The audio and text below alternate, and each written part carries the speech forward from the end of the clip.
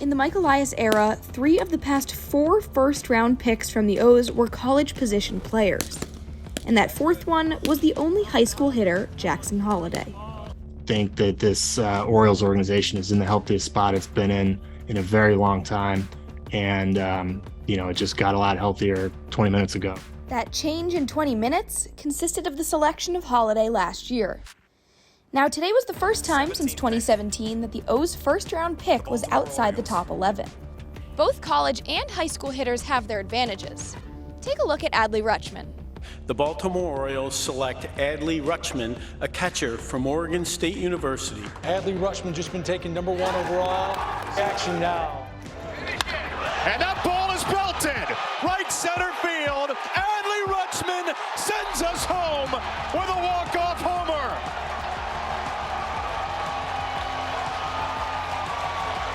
And now, he's headed to the All-Star game. Then you can hone back in on Holliday.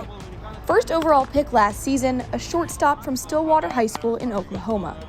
The 19-year-old is currently MLB Pipeline's top prospect. I love taking high school hitters. We don't do it left and right willy-nilly, but I think that we look back on the drafts that Sig and I have been big parts of here, or with the Astros. It's a pretty good group of high school hitters. There's some benefits of each that the Orioles might have taken into account. In common drafting practice, college hitters are seen as a safer bet. Their abilities are clear and you know what you're getting. You also know what they're like against skilled pitchers. And Director of Draft Operations Brad Seelick notes Baltimore's recent draft tendencies. In terms of the college hitters, that's kind of our bread and butter, so to speak, in terms of the last few drafts, obviously aside from, Jackson. On the other hand, some feel that the youth of high school hitters makes them more malleable. Plus, there's a chance for upside.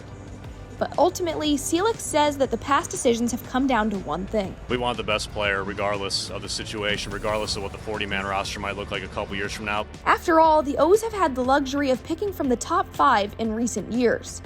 This year, though, there was more uncertainty of who was left come pick number 17. And an element of signability comes into play, too, for the high school guys. They start becoming less signable as the draft goes along, and they kind of fall off the board just because they end up going to college with the money dwindling as the draft goes along. So it's usually your first couple of picks where it happens. So in the end, college or high school pick, the Orioles have shown that both routes can be successful. I think we've got a sound process in place in the draft. The results are certainly at a level of reflecting some help to our draft process.